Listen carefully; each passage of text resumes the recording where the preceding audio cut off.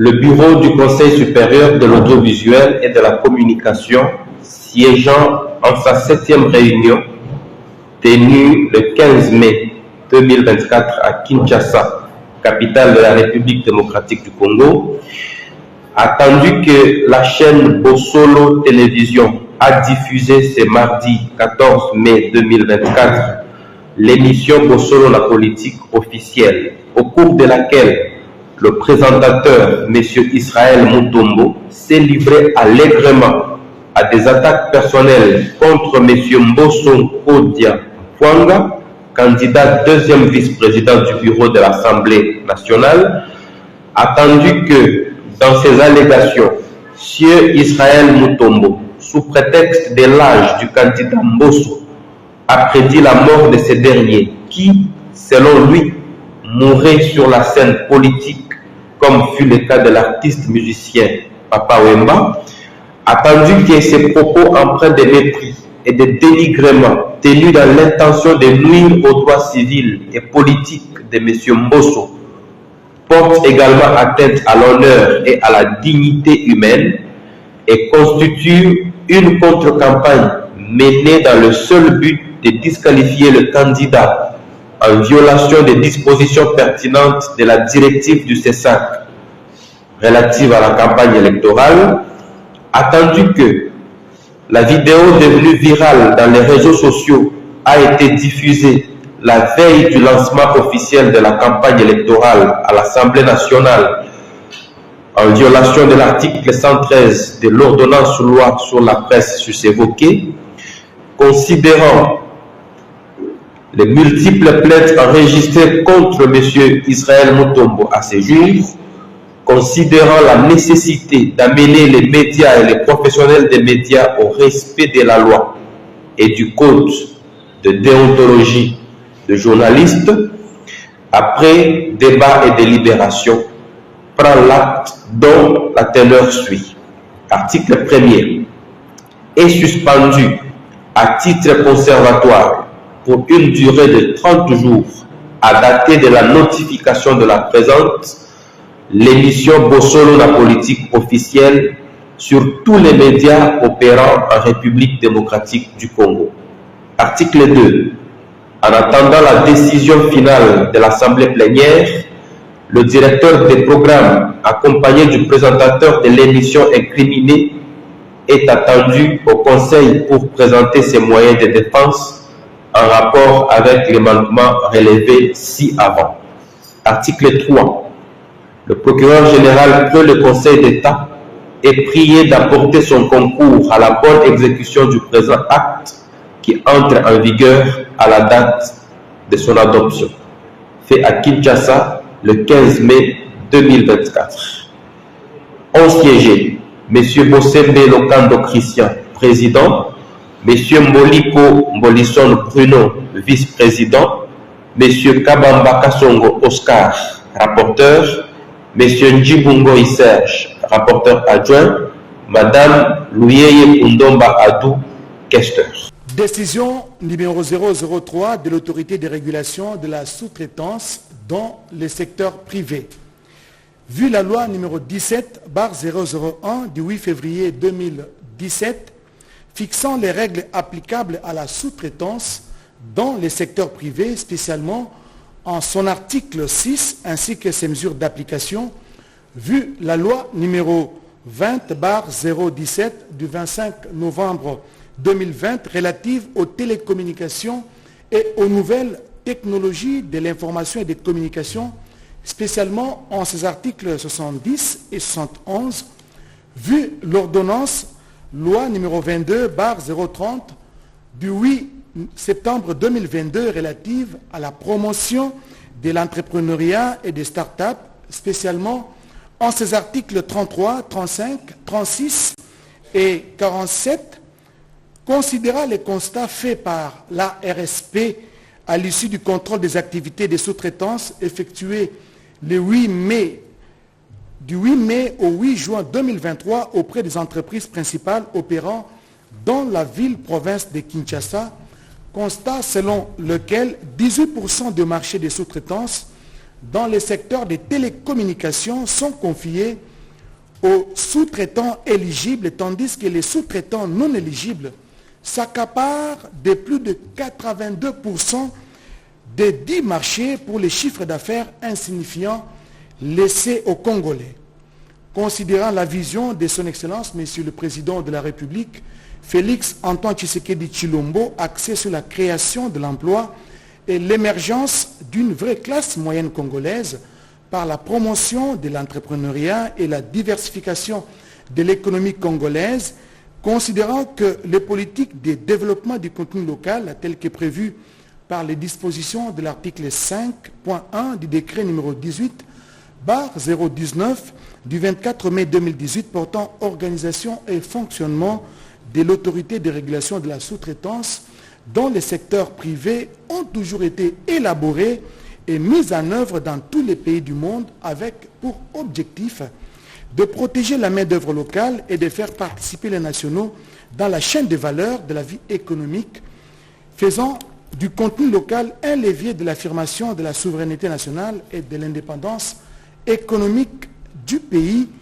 considérant qu'au terme des dispositions impératives de l'article 6 de la loi numéro 17/001 du 8 février 2017 fixant les règles applicables à la sous-traitance dans les secteurs privés, l'exercice des activités de sous-traitance est réservé aux seules entreprises à capitaux majoritairement congolais et dont la gestion est assurée par les Congolais, personnes physiques, en exécution des missions lui confiées par les textes légaux et réglementaires, l'autorité de régulation de la sous-traitance dans le secteur privé, ARSP en sigle, veille à l'accès au marché par le respect de l'application des conditions requises dans la conclusion des contrats et dans l'exercice des activités de sous-traitance dans le secteur privé, conformément aux dispositions de l'article 5.3 du décret numéro 18/019 du 24 mai 2018 sus-évoqué,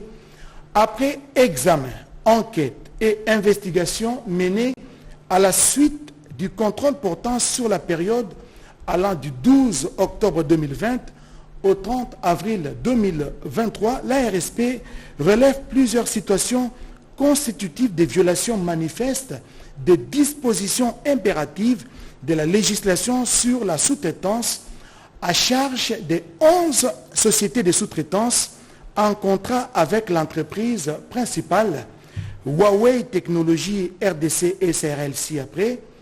Il s'agit de E-Engineering DRC SRL, Ayatacom RDC SRLU, Chine Communication Service Congo CCSC SRL, MAMB Service SRL, China Overseas Engineering Group SRL, Solutions sans fil intégré Africa SRL, Lusaka Telecom, Solutions RDC SRL, Integrated Wireless Solution Africa, IWS SRL, IENG DRC SAS, AFO Egypt Engineering DRC SRL, Spintelligent PT Ltd, je reprends, Spintelligent PT Ltd, vu les enquêtes menées à charge des 11 sociétés de sous-traitance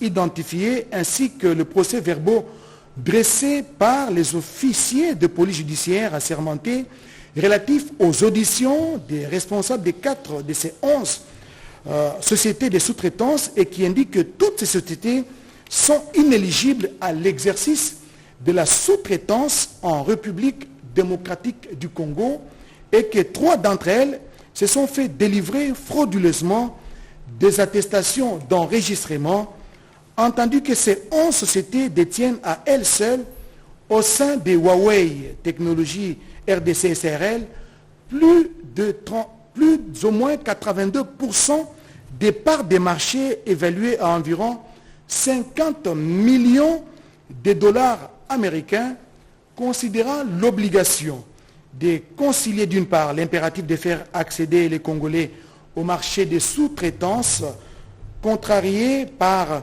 des procédures opaques et fantaisistes liées aux appels d'offres, et d'autre part, la nécessité de laisser libre cours à la concurrence dans l'attribution des marchés par les entreprises principales, considérant les conclusions contenues dans les procès verbal de la séance de travail tenue en date du 23 avril 2024 entre les dirigeants de l'autorité de régulation de la sous-traitance dans les secteurs privés ARSP en sigle et ceux des Huawei Technologies RDC SARL en conformité avec les dispositions de l'article 5.1 du décret numéro 18/019 du 24 mai 2018 tel que modifié par le décret numéro 20/025 du 12 octobre 2020 en ce qu'il donne à l'ARSP le pouvoir de conclure avec les entreprises principales des contrats spécifiques visant le développement en leur sein de politiques sectorielles du contenu local, vu la nécessité et l'urgence. Décide. Article 1er. L'autorité de régulation de la sous-traitance dans les secteurs privés ARSP enjoint à la société Huawei Technologies RDC SARL d'annuler pour violation flagrante des dispositions impératives sur la sous-traitance dans les secteurs privés en République démocratique du Congo, les contrats des sous-traitants signés avec les 11 sous-traitants dont les noms sont repris ci-dessus. Article 2.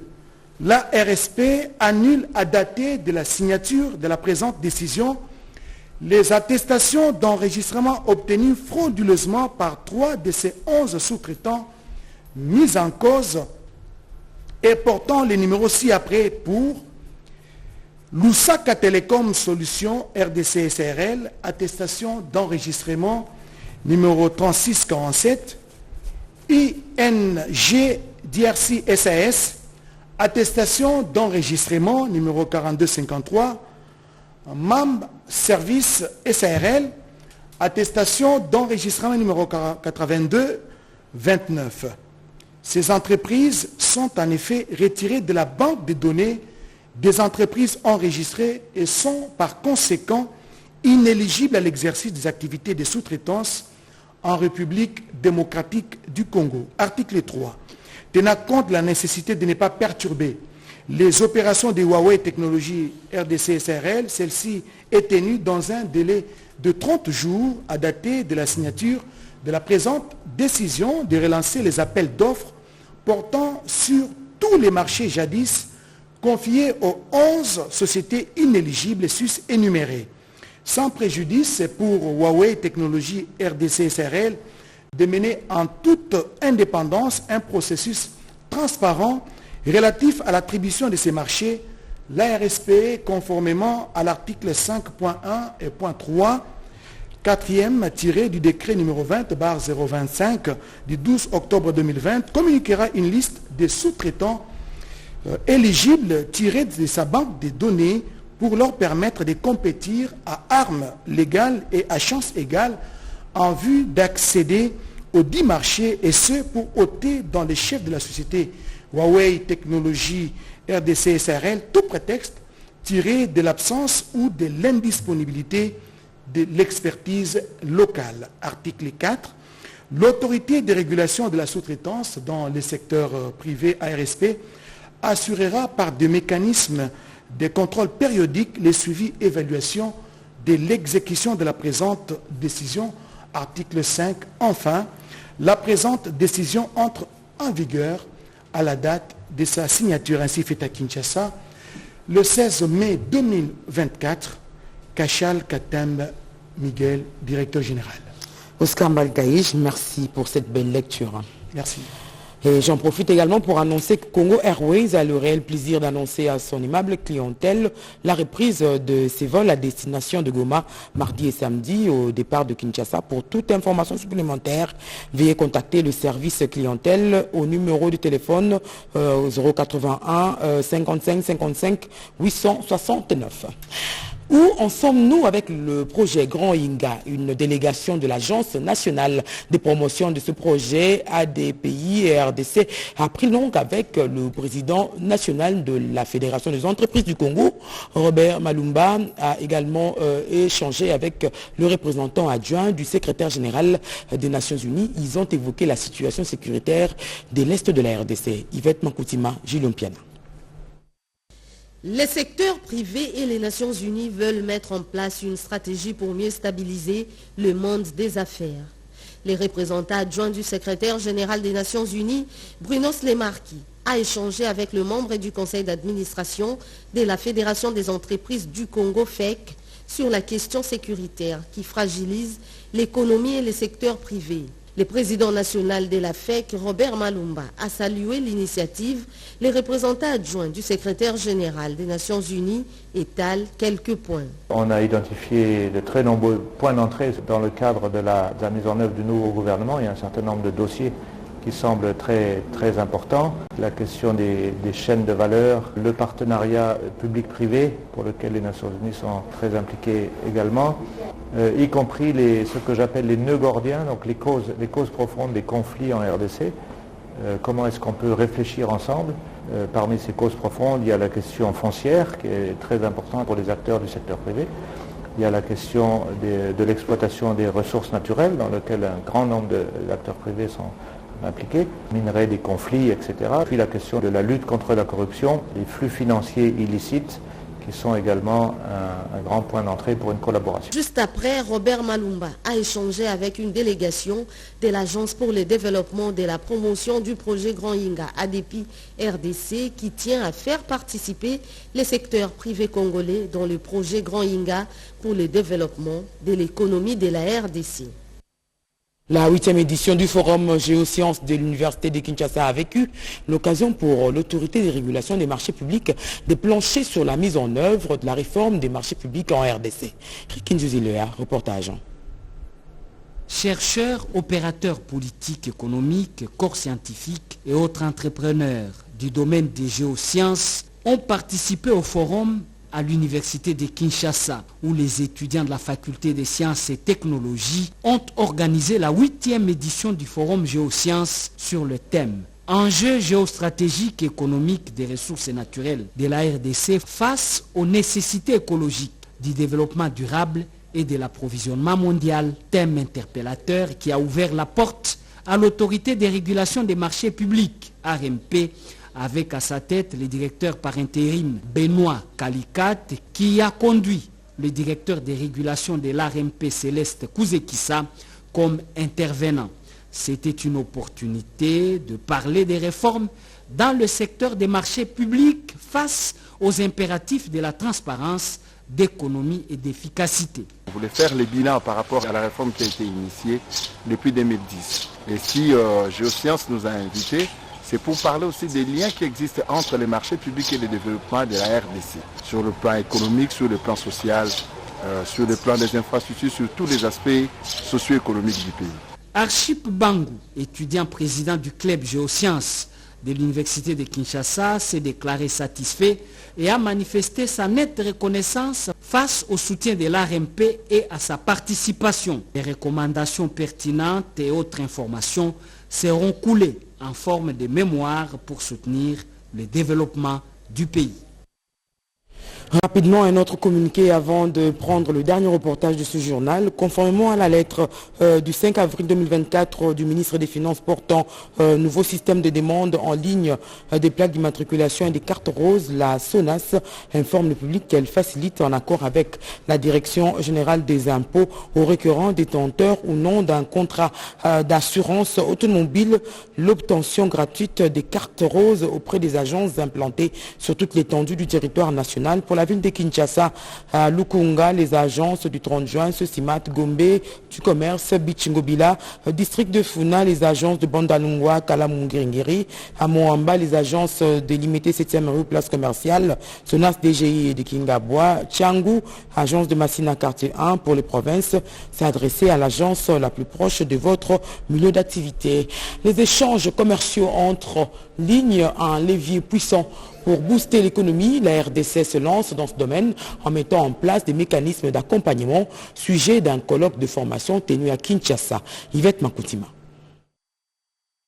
Vendre et acheter par voie électronique, c'est la pratique des affaires de nos jours. La République démocratique du Congo s'est hissée au diapason de cette réalité mondiale à travers ses colloques de formation autour du thème « La douane face aux défis du commerce électronique, état des lieux, opportunités, défis et pistes de solutions ». Des assises qui ont vu défiler d'éminents professeurs d'université venus de France, de Belgique, du Bénin et d'ailleurs de la Fédération des entreprises du Congo, de la douane y compris ceux du cabinet Mavinga Declercq.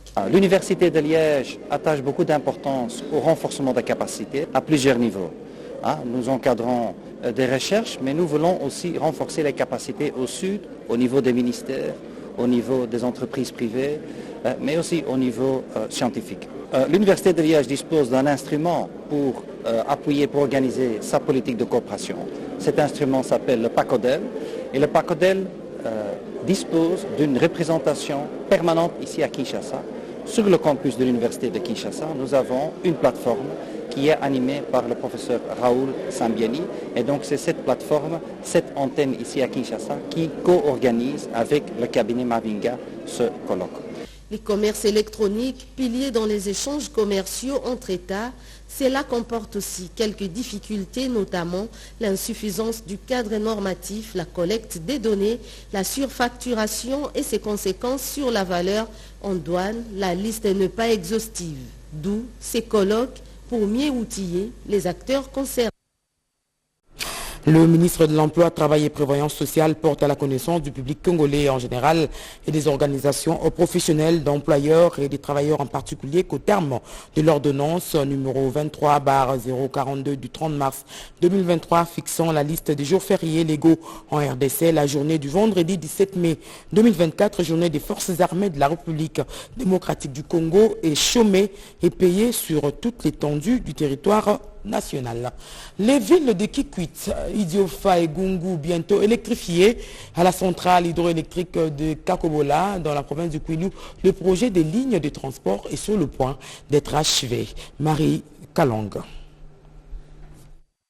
Le projet de construction des lignes et réseaux de distribution du projet Kakobola sont exécutés à 95%.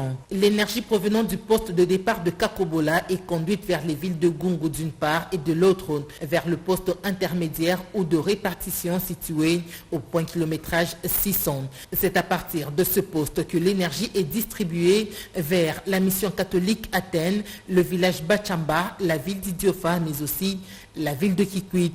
L'ingénieur civil Patrick Kaja de la GCK, que dirige le coordonnateur Gabriel Pombomulenda, donne des précisions sur le poste infront de Kikwit. Vous avez là derrière vous le poste d'arrivée de notre poste de Kikwit. Et là, tous les équipements qu'on peut voir sont déjà installés jusqu'à arriver au niveau de notre transformateur de puissance qui est de 10 MVA. Tous les équipements sont connectés aux différentes armoires que vous avez eu à visiter avec nous. Nous sortons avec 3 filaires qui vont nous servir d'alimenter toute la ville de Kikwit au travers des 66 transformateurs de distribution qui sont parsemés au travers de la ville. Le go de ces travaux de ligne avait été donné par le ministre des Ressources hydrauliques et électricité, Olivier Mwenzemoukaleng, lors de sa dernière visite dans cette province. Les activités fonctionnent au ralenti dans cette partie du Grand Bandundu où seuls les petits moteurs ou groupes électrogènes tournent au quotidien. La population est impatiente de voir l'électricité produite par la centrale de Kakobola. Même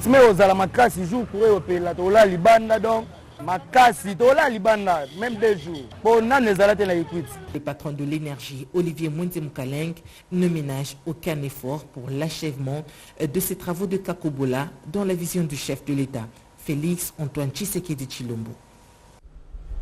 Le bureau du Conseil supérieur de l'audiovisuel et de la communication, CESAC, vient de suspendre à titre conservatoire pour une durée de 30 jours à dater de la notification de la présente l'émission Bossolona politique officielle sur tous les médias opérant en RDC. En entendant la décision finale de l'Assemblée plénière, le directeur de programme accompagné du présentateur de l'émission sont attendus au Conseil pour présenter les moyens de défense des procureurs généraux. Après le Conseil d'État est prié chargé d'apporter son concours à la bonne exécution du présent acte qui entre en vigueur à la date de son adoption. L'Institut national pour l'étude et la recherche agronomique de la RDC INERA renaît lentement de ses cendres. Son directeur général revient de la province de Chopo où il a vu les conditions de travail sur place. Sandra Nyangui. Nous sommes ici dans le territoire d'Issangui, dans la province de la Chopo, précisément dans la localité de Yangambi, localité qui a donné son nom à ce grand centre de recherche de renommée internationale.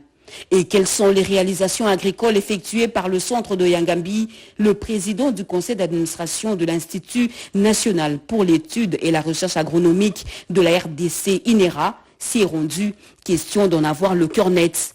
À son arrivée, Hilaire Kikobia Kasusa a échangé avec les agents et cadres de l'INERA Yangambi. Le grand souci du gouvernement est de valoriser ce centre créé en 1933 dans le but de promouvoir et de développer scientifiquement l'agriculture congolaise à travers les études, les recherches et l'expérimentation agricole appliquée. Le PCA de l'INERA a expliqué au personnel de cette entreprise cette vision, mais aussi le partenariat existant. Les échanges ont gravité également autour des conditions de travail des agents et cadres ainsi que la mise en place des unités de transformation de conservation des produits agricoles. Hilaire Kikobia Kasusa a profité de son séjour à Yangambi pour visiter quelques domaines, notamment le domaine de Yaekana, où sont basées la pisciculture et la station de climatologie avec comme objectif de réorganiser le calendrier agricole au regard de changements climatiques qui se fait déjà ressentir dans notre planète.